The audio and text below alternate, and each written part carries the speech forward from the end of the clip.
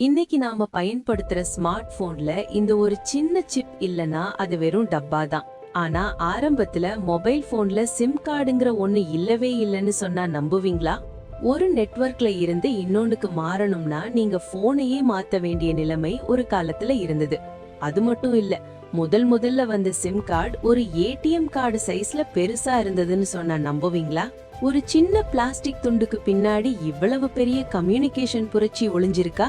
அந்த பொருளின் வரலாற்றை தேடி வாங்க வீடியோக்குள்ள போகலாம்.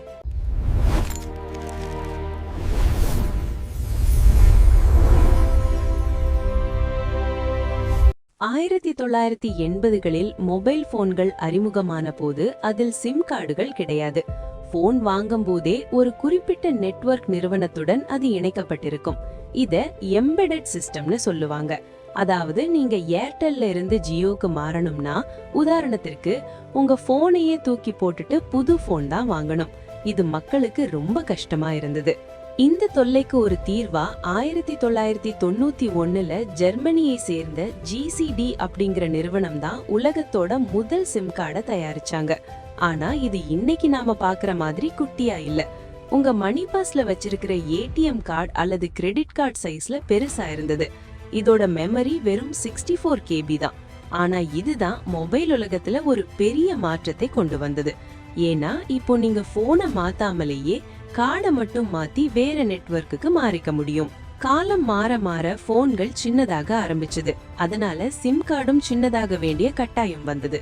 முதலில் வந்தது full size sim, ATM card அளவு. அப்புறம் வந்தது மினி சிம், நாம 2000களில் பயன்படுத்தின சிம். 2010க்கு பிறகு மைக்ரோ சிம் மற்றும் நானோ சிம் வந்தது. ஒவ்வொரு முறையும் சிம் கார்டு சின்னதானாலும் அதோட மெமரியும் வேகமும் அதிகமாகிட்டே தான் இருந்தது. இப்போ கடைசியா இ சிம் வரைக்கும் நாம வந்துட்டோம். இதுல நீங்க சிம் கார்டை போன்ல போடவே வேணாம், போனுக்குள்ளேயே அது டிஜிட்டலா இருக்கும். இந்தியாவில் 1995ல் மொபைல் சேவை வந்த போது இந்த சிம் கார்டுகள் ஒரு வரப்பிரசாதமா அமைஞ்சது. இன்னைக்கு நம்ம தமிழ்நாட்டுல மட்டும் பல கோடி சிம் கார்டுகள் பயன்பாட்டுல இருக்கு.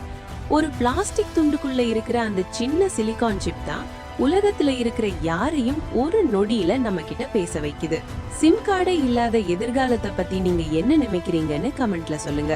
இந்த தகவல் உங்களுக்கு பிடிச்சிருந்தா லைக் பண்ணுங்க, உங்க நண்பர்களுக்கு ஷேர் பண்ணுங்க.